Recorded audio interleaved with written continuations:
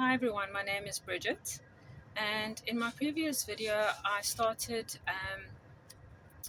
sharing my life story and my journey in the hopes that it will help someone on their path and their journey. So in my previous video I mentioned that I wanted to find out why I had this ceiling on my life, why I would just get to a specific place thinking I'm just getting there and life will come, and trauma or drama, there will be something that will,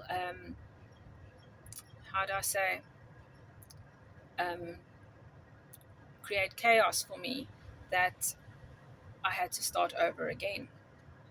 So through my journey, I discovered that I was suffering from narcissistic abuse, complex PTSD, and I had such bad anxiety that I would climb into bed and just want to die. In hindsight, I discovered that this is what you call a dark night of the soul, and many people are diagnosed with depression and anxiety, um, all sorts of things, because they are not dealing with the issue that's caused these things. We just medicate and put a plaster over it and never deal with the root cause of it. And so the anxiety in that is perpetuated because you are not dealing with the cause. But because I was like a dog with a bone and I wanted to get to the bottom of my suffering, God took me seriously. So yes, I'm chosen, but not because he chose me, but because I chose myself, and you can too. So after moving 4 times, well, I lost everything, and I had in between moved 4 times in 4 years. Um, I was really felt happy for the first time because I'd moved closer to my youngest daughter, who was expecting my first grandchild, and I was excited for that and that I would be a part of her life. And yeah, it was an exciting time for me. And I then started to feel unsatisfied with life. And I started to get angry because it was a feeling that I'd experienced many, many times. And I knew that this feeling will take me again into the dark nights of the soul, which I didn't want to experience again. And, um, and so I said to God, why am I so unsatisfied with life? And God answered me, what about love? Now, I've never really thought love as a thing.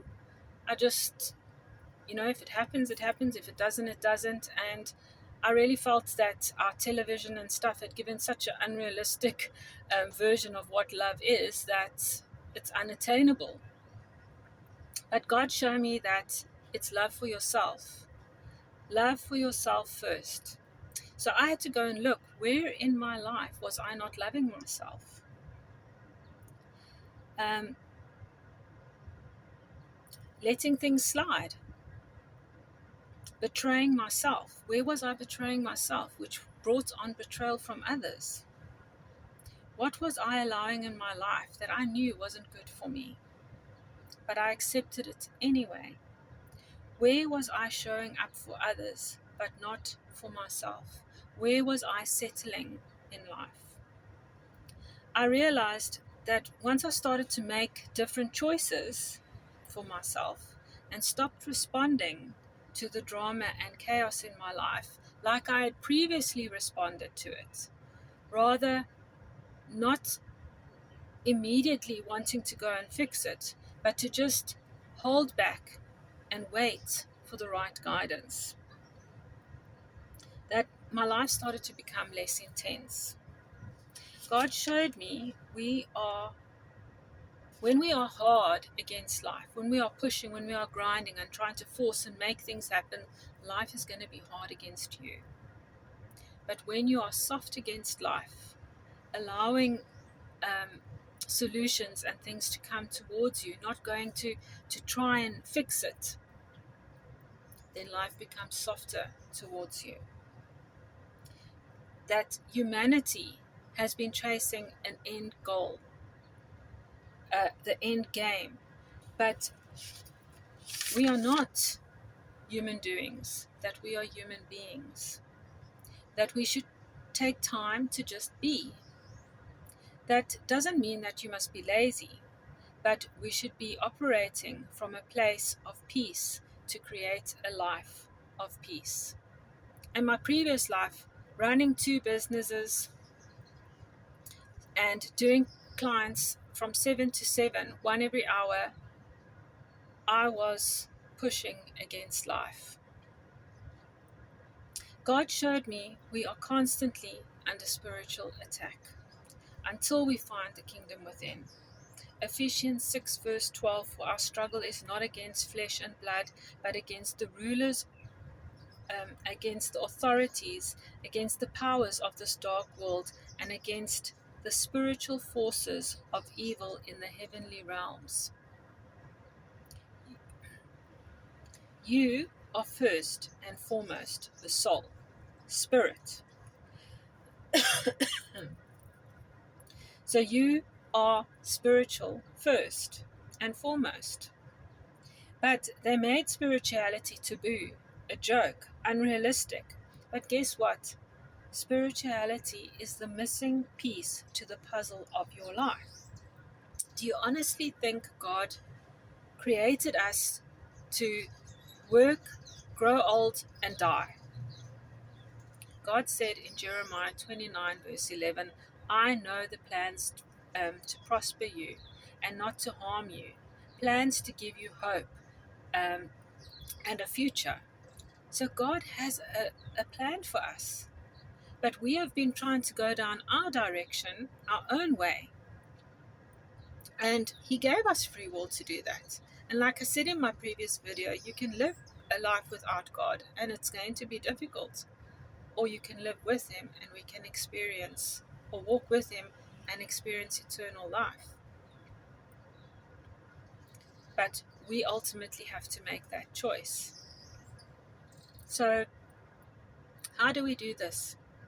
So it's each human being's responsibility to gain control of your being, your humanness, your mind. We have got stuck in our minds because that is how we've been programmed through schooling to think, think, think, think, think, retain information. But God didn't tell us to do any of those things. Once you realize that you can see yourself as an avatar, like in a video game, and you were never given the rules to this video game. So, or should we say we were given the rules, but a lot of the information was suppressed to be able to control us. But you can gain control over your reality, over what you are experiencing. And you do that by getting control of your thinking.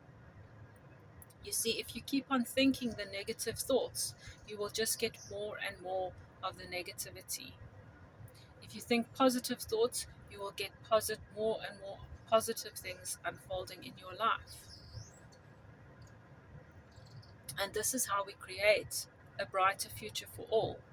If we all put down the negativity, put down the hate, put down the jealousy,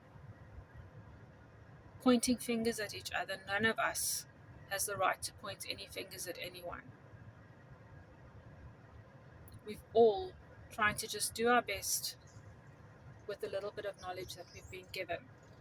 So as my journey has unfolded, so I would like to part my knowledge that I have gained on my journey in the hopes that it will help you on yours. So once you start getting control of your being, and it is an internal journey. That's why meditation, spending time in nature is so important. I'd love to do my videos out in nature, but the background noise is just too much.